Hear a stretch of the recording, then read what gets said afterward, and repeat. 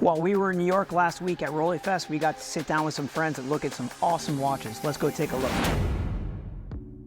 Hey everybody, Adam here from Mental Watches. Welcome back to the channel. If you were with us in our video last week, you saw that we were fortunate enough to attend the very special event, RollieFest in New York City, thrown by my very good friend Jeffrey Hess, where there was a gathering of over 170 collectors from all over the globe.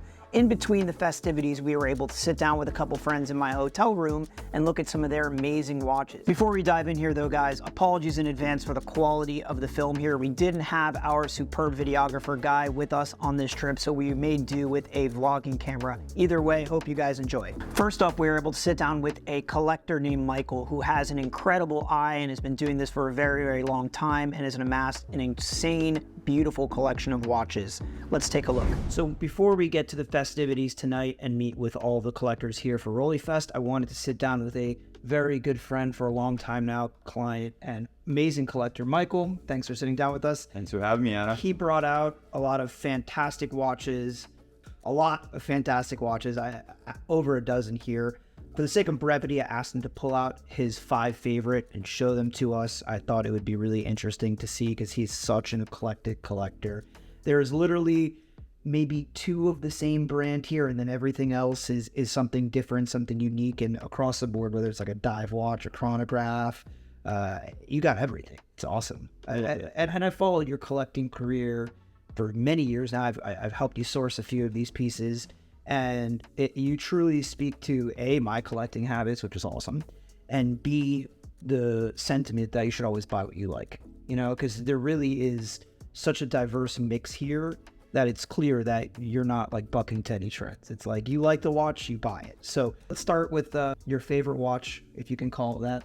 Is there a favorite watch in the box? I don't know if there's a favorite one. It's hard to pick your favorite child, right? From day to day, yeah. Just like my kids, there are days that are better than others. Certain watches stand out at certain times. Okay. Yeah, one of them, I guess maybe one of the more rare ones, and always been a favorite since I was able to get it, is this 325 from IWC. Tell us about it. It's a watch from the 1940s, came made with IWC's pocket watch in a larger case that was sized to fit on the wrist. Still a large watch these days, but at the day it was made would have been huge. Huge. Absolutely huge. 42 millimeter watch, but a very thin case, which I find a lot of brands have a difficult time doing these days.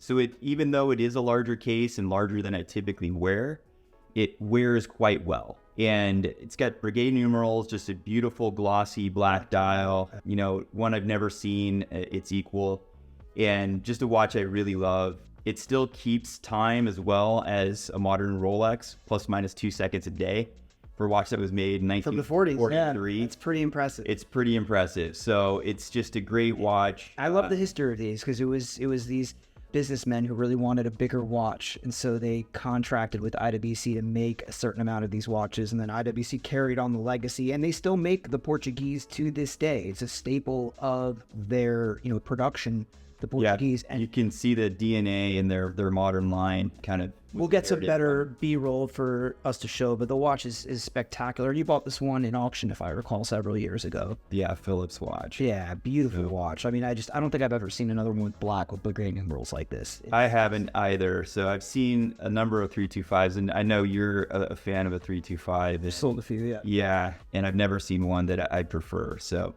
yeah, spectacular. It's a watch that always brings a smile to my face. Okay, so moving along from maybe one of your favorites, what do you wear the most? What's your like more go-to vintage watch that's, I mean, maybe not a daily, but do you find yourself like, okay, I picked that one up and I wear that a lot? So this would probably be the vintage watch I wear the most. So this is a small crown 6536-1. So it's probably the watch of my collection that I wear the most. Yeah. And it's just a great watch. Again, it wears really well. The history of the watch. I was a huge James Bond fan as a kid growing up, and you know, 6538 Big Crown was sort of out of the question for me, and this is the next best thing for sure. And it's just a great watch to wear. It's very subtle. You can wear it out, you know, in a big city. I don't think anybody's going to think twice about it. I think that has probably the original crystal on it still. If you hold it in the angle, you can see how crazed it is. Yeah, it's very crazed. This one was bought by a Navyman and wore it during his time in the service. His initials are lightly engraved on the back. If you look closely, you can see that. Pressure of a bracelet. But as so it goes, when he bought, you could clearly see that. Yeah, you can see him in there. When he bought it, apparently he strapped it to the side of a submarine to test its waterproofness, and they took it down. I don't know how far, but came up and the watch was running fine. No leakage, no signs of water contamination. But it's just a great watch. It's the archetype for, every dive watch that you see. Yeah, and we forget, like, because these watches are so valuable now and collectible, and they're not really thought of as tool watches, but these were purpose-built watches. These were dive watches that were meant to go to great depths and to be able to tell the time underwater while you're under immense pressure. So it looks like this would be probably circa 56, 57, if I had to guess. Yeah, I think it's a 57, maybe 58. Red triangle bezel, really nice glossy. The amazing thing with that is, like Adam was just saying, these watches were used, and to find one that still has the original bezel, original hands, the dial hasn't been fooled around with, original crown. It has been polished, but otherwise it's like, not every watch needs to be perfect, and this watch was clearly used as it was intended, and it still survived incredibly well, like incredibly beautifully. It's a genuine watch. Yeah. It's a survivor, and quite beautiful. And these early gilt dials just age to a certain warmth that you just don't see in other references. Yeah, the radium, they age with that, like, beautiful yellow orange color, like nothing else. Exactly. And it's like nothing you'll see on a modern watch because of the luminous material they use now. It's never going to age. I mean, I guess I can never say never. I'm not a scientist. I know the properties, but it doesn't sound like, superluminova or anything like that will ever age the way radium and tritium used to. Yeah. Just you're never going to get that character to it. Certainly not in our lifetime. I don't think we'll ever see a change in that lume. Presumably. So what else we got here too? We got a lot. So I want to hear you talk about the watches that you gravitate towards most. I mean, I know it's going to be hard to choose the next couple out, but like, what do you find yourself like that you're really happy that you bought, or that it's kind of like a mainstay that you can never see yourself selling or something?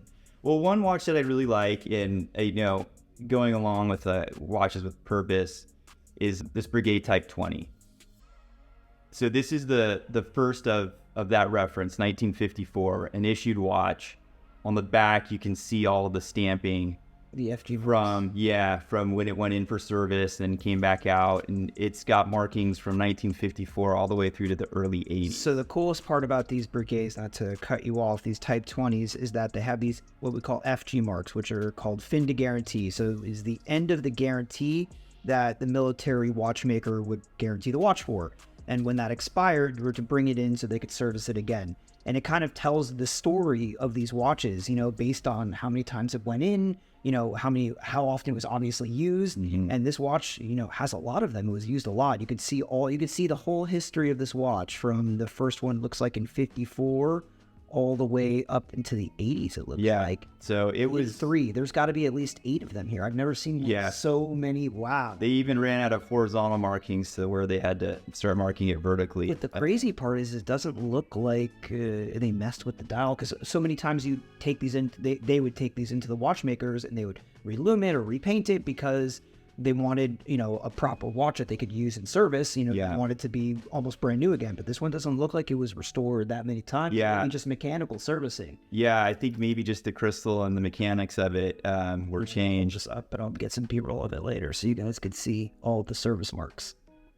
So it's just a great watch. And I think that watch has my all-time favorite crown on it. It's just, it's such a great crown. It was meant to wind with gloves on as you're flying. So you have to be able to feel that heft of the crown underneath those gloves, and it's just such a wonderfully tactile feel. It gives it a lot of it gives a lot of presence on your wrist. It makes the watch look bigger. It really does. At 37 millimeters, it's not small, but it's not huge. No. Yeah, it's a really great watch. It's hard to find a good original one, right? And one I just really like. I really enjoy it. Beautiful watch. Yeah, and I like its subtlety. There's no markings on it to tell you it's a Brigade. It's a watch you have to look at. You have to know what you're looking at to know what it is. Absolutely. So, yeah.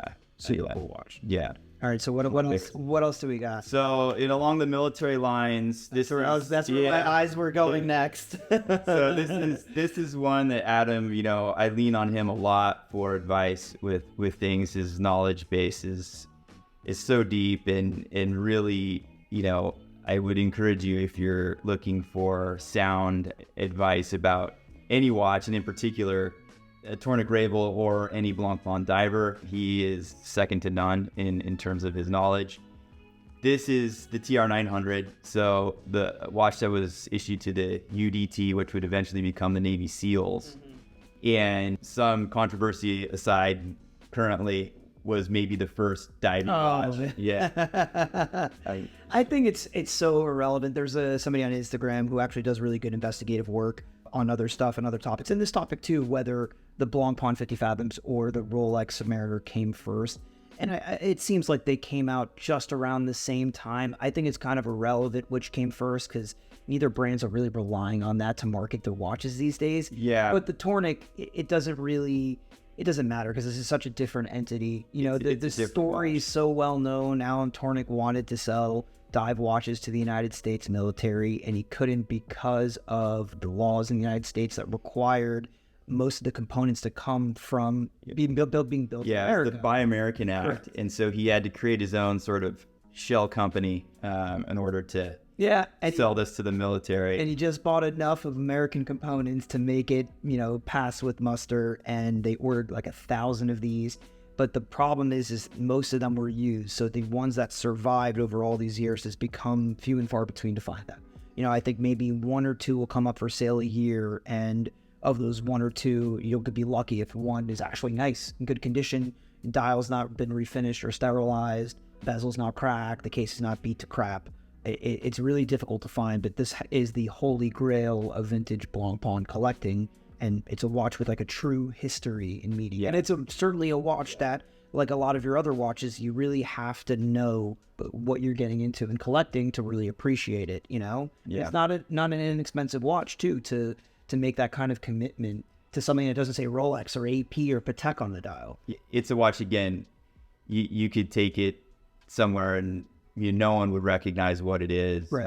Unless you're more interested in watch collecting, and I kind of like that, flying under the radar a little bit. But yeah, it's just a great watch, and unique lume compound in it too. It runs a promethium lume instead of radium, right, which is very rare in watches and lume in general. So that's kind of neat. In the back, it says, if found, return to the nearest military facility. I love that. Radioactive. Like Adam mentioned, 1,000 of them were issued, but it's speculated only maybe 30 of them survive today. Right. So a very, very rare watch, and just very privileged to have it.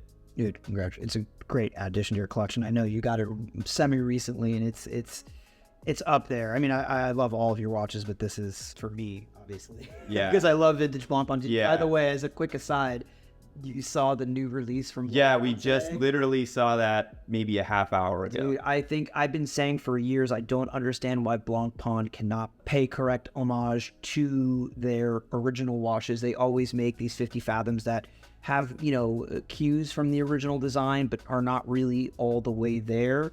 And they finally made a watch that is spot on. It has like a bronze case similar to some of the early 50 Fathoms.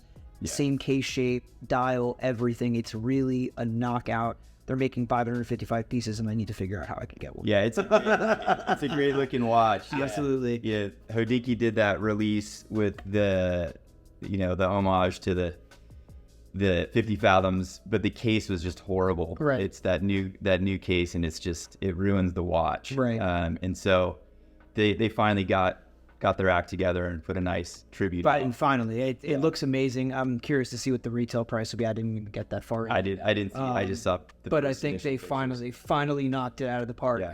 All right, let's pick out one more, and I'll let you go, because if not, we'll be here. This video will run on 2 hours, and I think maybe in a future video, when we're back in my office and not sitting in my hotel room, we could show some of the folks at home more of your incredible collection, because there's so much stuff to go through here. You can pick one. Let me pick out one. All right, let's do the Vacheron. This is beauty. So tell us about this. That's a Vacheron 4178. Okay. So this would have been, made in the same time period of like the 1463 from Patek. It's got the big lugs, and two-tone dial in rose gold. If you look at the case too, dude, that's what my eyes are. Dude, it has the most stunning patina ever. Like it's tarnished. Yeah, the gold tarnish is nice. It's not displeasing, but it adds a lot of character to the watch. And I think these are just great watches. This was the heyday of the big three watch houses, and when they did their best work, in my opinion. This is from 1950.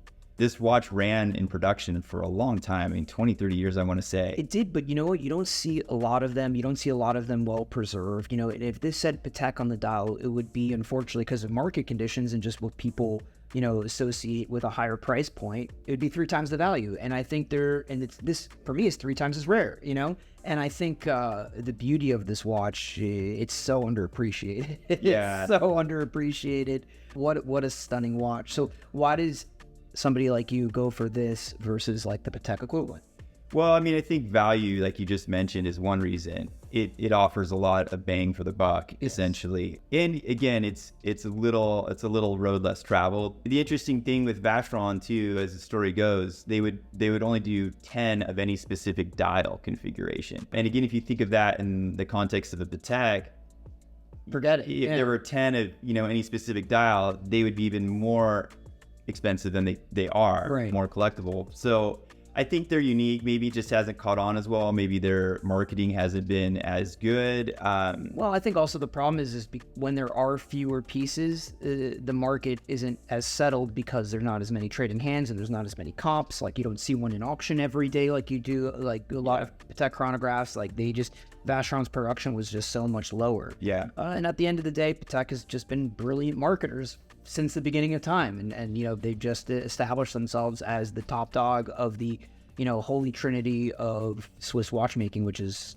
most people consider Patek, AP, and Vacheron, So they've just positioned themselves very well. But for me, for my money, I'd rather own this. I mean, in specifically this example, because this is absolutely stunning. Yeah, it's a pretty crazy. And, it's a great one. It wears so well. The lugs are very unique. They add a lot of character to the watch, a lot of interest.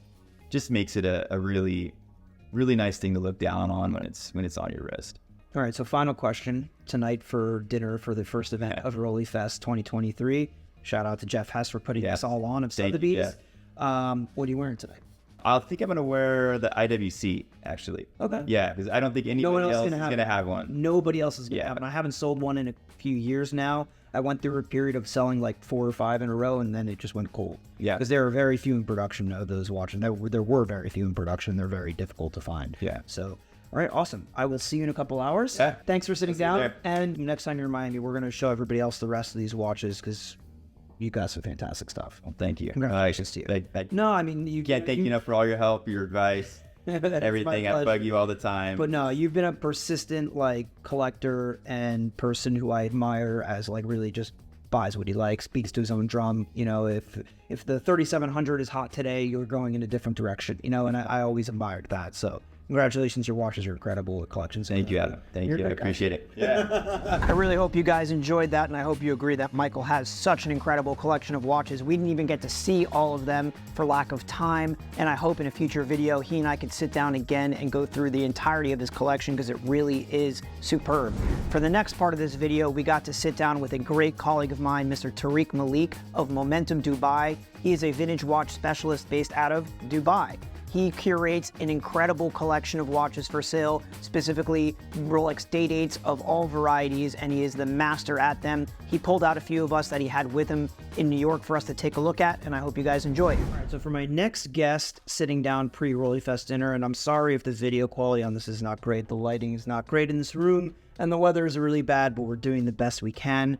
And in reality, they don't want to see our faces. No. They want to see the watches. So anyways, for our next little visit, I'm sitting down with a very long-time friend of mine, the preeminent dealer out of Dubai, Mr. Tariq Malik of Momentum Dubai, who happens to curate some incredible watches. If you don't follow him already, it is Momentum Dubai on Instagram. And as always, we will link his information and his website below. But truly, I admire you so much because of the watches you are able to uncover. Every day, it's a crazy date with a crazy stone dial or diamond configuration or can jar or this or that. Like really, even for me, and we get a lot of crazy watches, and my jaw is always dropping. So kudos to you, sir. You guys are killing it out there. He didn't bring a lot of watches with him because he was traveling all the way from Dubai. We will show you a few crazy rare watches he did bring with him to the event and festivities this weekend. So what did you bring with us today? So first of all, wait, what's on your wrist? Let's start right there. Because it looks ordinary, but knowing you, I know it's not going to be ordinary. Well, you tell me. Well, but based on the weight, it's platinum. Yeah. So this is an 1803 platinum. 1802. Oh, smooth that looks. I'm not even looking. 1802. So generally, this would be, you'd maybe find this in white gold, which would be rare by itself in white gold. But this is platinum. Yeah, I mean, I think so. Let's hold this up, and I'll get some good shots. Level of rarity. If there's 15 or 30 pieces known, then it doesn't make a big difference if white gold is rare. Right. No. I'm saying this has to be rarer than white gold. Yeah. Would you think so? Yeah, of course. Wow. Tell us about this a little bit. So this is 1966, 1802, M platinum with a matching bracelet clasp is stamped. Yeah, you can see the decor on this as well. The watch has been polished before, but looks nice. The bracelet, everything's the original, nothing's refurbished, and they're just super rare. And I love that it has that stealth look. Right. Stealth wealth, hashtag. Right. It's like a super clean silver. No, but it's true because most people looking down at this wouldn't understand what it is. You'd have to actually hold this in your hand or really like talk to the owner of the watch to understand just how special it is and the fact that it's platinum. If you know, you know. If you know, you know. That's exactly what it is. So, but this feels like tame for you though. I love it. It feels tame compared to what you usually bring out. What do we got in the pouches here? Okay. Here we have there it is. There it is. There we go. Oh, that's a super nice. So tell us about this. 1803, early 70s with the original bracelet, super nice case. But for everybody who might not know, and a lot of our viewers will know because they're watch nuts like we are, it's like, what is this dial? The dial is a Stella dial, green go. Stella dial of the older generation. Why I say older generation, and we're going to see it later in comparison with the new one.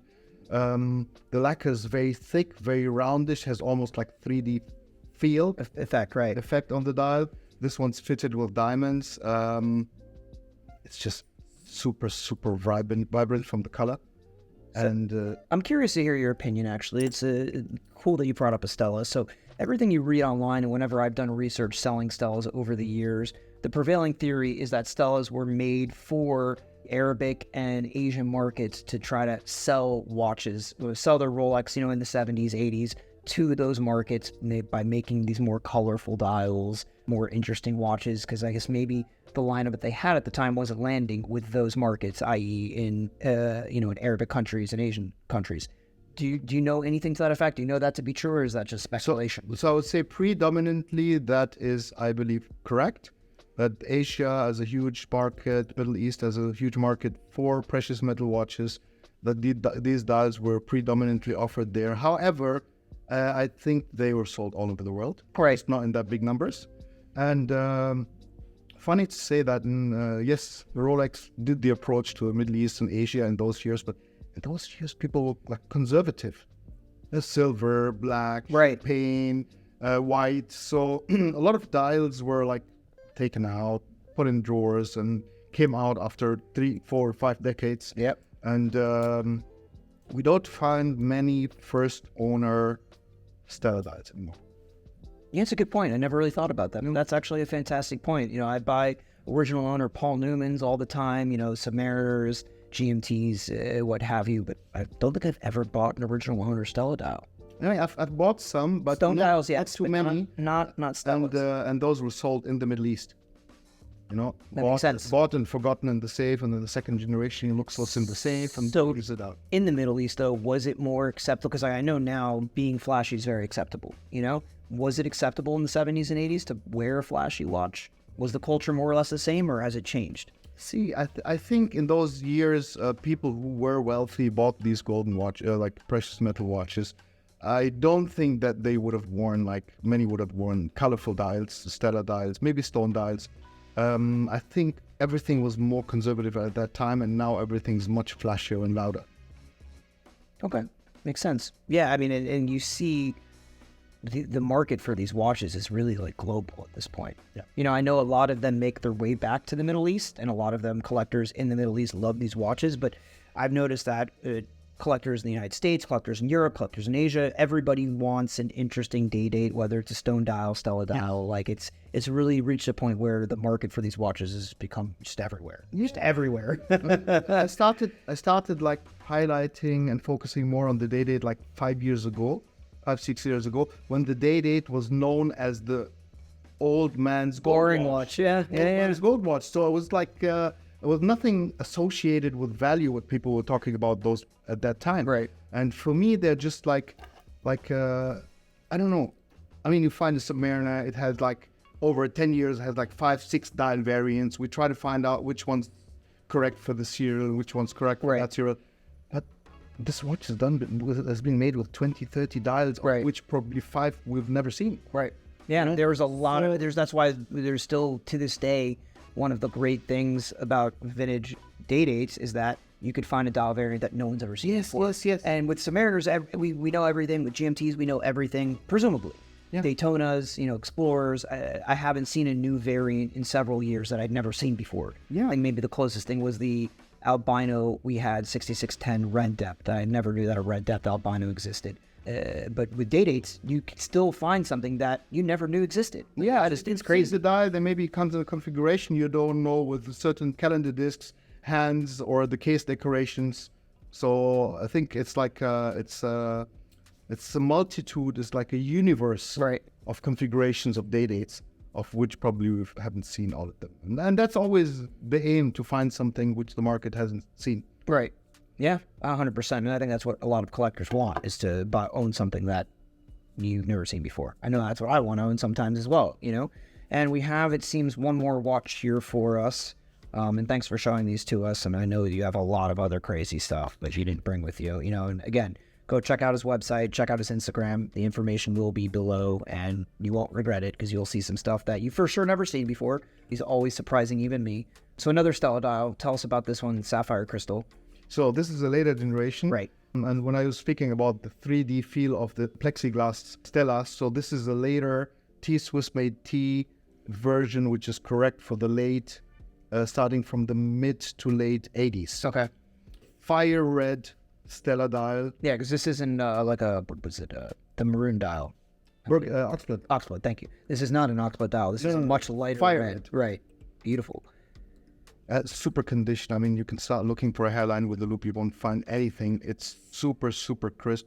And one interesting thing about Stella dials is, like, first of all, it's knowledge, like, of those people who've researched that the lacquer for each dial was mixed separately. Right. So that already gives you the possibility to see one color in different shades. And the second thing is, like, over time, some of these colors have aged again. So one color could come in like 6-7 versions. Right. So this is a fire red. It didn't go into the orange. It didn't go into the raspberry color. It's like really, really fire Yeah, red. and it's all very gradient too. It's like very different shades, but very similar, but different, and you have to like really see them side by side to understand that. But yeah, this color is stunning. Well, one thing we haven't spoken about is the metal. So these are both, or all of these are white metal watches. Right. Which are tremendously rarer than in yellow gold. Absolutely. So we have a couple Stellas in stock ourselves right now, but they're yellow gold. And most of the ones we get, I would say 95% are yellow gold. So the fact that you have 2 white gold watches here, I completely didn't even think to mention how crazy it is that they're both in white gold. And I, how many times I have people who are like, oh, well, can't you just take a yellow gold dial, Stella dial, and put it in a white gold watch? And they don't realize that the markers, the hands, and the coronet are white. And so would it make sense to put a yellow one? It would be obvious right away. So to find these that are actually truly born for white dot cases is so rare. And I mean, how much would you estimate pop up in auction a year? Less than 5, you know? Yeah. Or maybe way less, maybe less than 3. So the fact that we have 2 sitting here right now, I mean, you brought some interesting watches. Very. Yeah, I mean, I was traveling, so I said I'm not going to bring something very goldish, flashy. Right. So I brought something in my Still flashy, but a different kind of flashy. Awesome. Beautiful watches. And thank you for sitting down with us. And thank you for showing us these. I always want to bring people on the channel who actually contribute to the research and education of watches, you know, and I've had Jasper on before, I've had the Davidoffs on, and you certainly fit within that category because you're always trying to learn more and bring watches that no one really knows about or talks about to the forefront, you know, because you're passionate about them. Yeah. And I love that about you. So thank you for showing these to us. Again, we will link his information below. Check him out. He is the man. And for any rare day dates, you know, give him a call.